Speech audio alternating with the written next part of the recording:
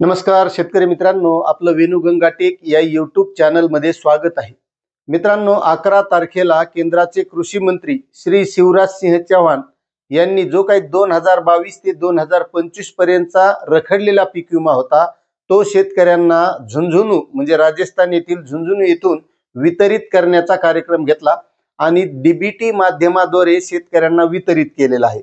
आता मित्रांनो, वेगवेगळ्या जिल्ह्यातील वेगवेगळे शेतकरी हे कमेंट करत आहेत की आम्हाला मिळाला नाही, आमच्या जिल्ह्याची काय अपडेट आहे, आमच्या जिल्ह्यात येणार का? तर मित्रांनो, त्याच बद्दलची आपण परभणी आणि हिंगोली जिल्ह्याची जी काही अपडेट आहे की कोणत्या शेतकऱ्यांना कोणत्या हंगामाचा पीक विमा आलेला आहे याबद्दल आपण सविस्तर माहिती बघणार आहोत. तत्पूर्वी मित्रांनो, तुम्हाला एक विनंती आहे की तुम्ही जर आपल्या चॅनलवर नवीन असाल तर चॅनलला सबस्क्राईब करा, व्हिडिओला लाईक करा आणि प्रत्येक शेतकऱ्यापर्यंत ही माहिती शेअर करा. तर शेतकरी मित्रांनो, परभणी जिल्ह्यामध्ये एक पीक विमा चळवळ आहे आणि ही चळवळ खूप चांगलं काम करत आहे. शेतकऱ्यांना माहिती देणं, पीक विमा कसा मिळतो, पीक विम्यासाठी काय करायचं, पीक विमा नेमका कसा मिळवता येतो याबद्दल जनजागृती करण्याचं, शेतकऱ्यांसाठी प्रोत्साहन देण्याचं, शेतकऱ्यांसाठी काम करणारी एक चळवळ आहे. आणि त्या चळवळीचे डॉक्टर सुभाष कदम हे एक कार्यकर्ते आहेत आणि त्यांचा आज वाढदिवस आहे. वाढदिवसानिमित्त त्यांना खूप खूप शुभेच्छा, कारण ते शेतकऱ्यासाठी काम करतात. आणि दुसरे एक हेमचंद्र नावाचे आहेत, ते सुद्धा त्यांच्या सोबत काम करत असतात. त्यांना खूप खूप शुभेच्छा. आणि आता परभणी जिल्ह्यासाठी जो काही विमा वितरित केला आहे तर तो नेमका किती आहे, किती शेतकऱ्यांना मिळणार आहे ते सुद्धा आपल्याला बघायचंय. तर मित्रांनो, 2024 मधील विविध जोखमी बाबी अंतर्गत 30,419 शेतकऱ्यांना 51,70,00,000 रुपये, तर हिंगोली जिल्ह्यामध्ये खरीप हंगाम 2023 व 2024 तसेच रब्बी 2024 मधील मिळून 477 शेतकऱ्यांना 52,63,080 रुपये पीक विमा रक्कम शेतकऱ्यांच्या बँक खात्यावर जमा करण्याची प्रक्रिया सुरू झालेली आहे. आता शेतकरी मित्रांनो, याही अगोदर तुमच्या खात्यात काही आल्या असतील किंवा याही पुढे येतील. आणि एक पुन्हा दुसरा टप्पा आहे 7,500 कोटी रुपयाचा, त्या टप्प्यामध्ये सुद्धा येऊ शकतात.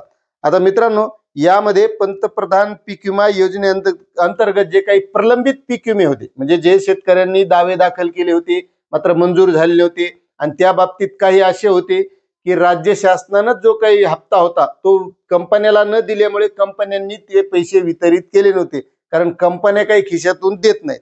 आता मित्रांनो, त्या बाबतीत परभणीत खरीपाचा 449 कोटी रुपयांचा पीक विमा, तर त्यामध्ये 2024 मध्ये मध्य हंगाम प्रतिकूल परिस्थिती, स्थानिक नैसर्गिक आपत्ती, व्यापक प्रसारित नैसर्गिक आपत्ती, काढणी पश्चात नुकसान भरपाई या जोखमी बाबी अंतर्गत 7,57,821 शेतकऱ्यांना 430,87,00,000 रुपये पीक विमा मंजूर झालेला होता.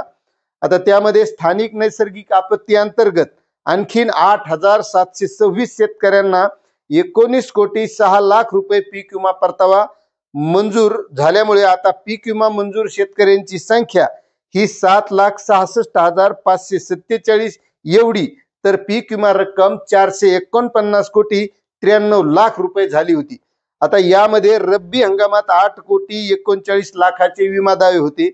त्यामध्ये परभणी जिल्ह्यात रब्बी हंगाम 2024 मध्ये स्थानिक नैसर्गिक आपत्ती, काढणी पश्चात नुकसान, त्यानंतर पीक कापणी प्रयोगावर उत्पादनात आधारित मिळून एकूण 12,143 शेतकऱ्यांना 8,39,00,000 रुपये पीक विमा परतावा मंजूर आहे.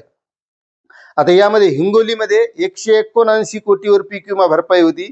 त्यामध्ये हिंगोली जिल्ह्यात खरीप हंगाम 2024 मध्ये विविध जोखीम बाबी अंतर्गत 4,54,091 शेतकऱ्यांना 179,82,82,00,000 रुपये पीक विमा मंजूर आहे.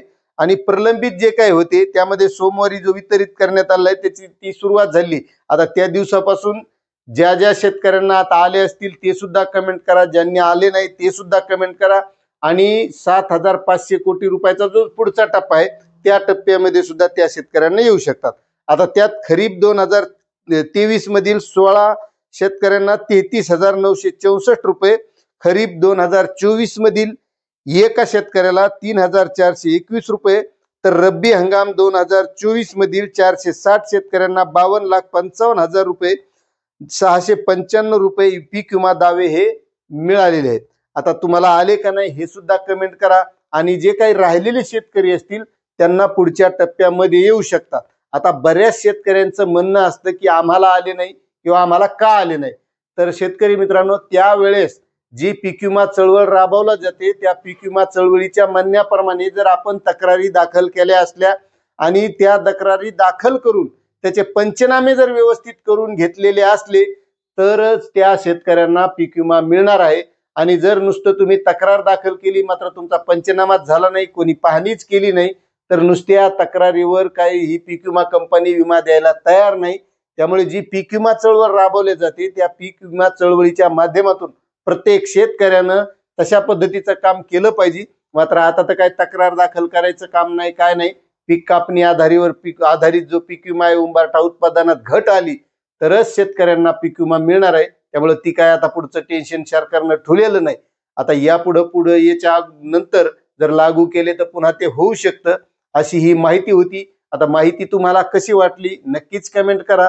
चॅनलवर नवीन असाल तर सबस्क्राईब करा, व्हिडिओला लाईक करा. भेटूया अशाच नवनवीन माहितीसह नवीन व्हिडिओमध्ये. धन्यवाद.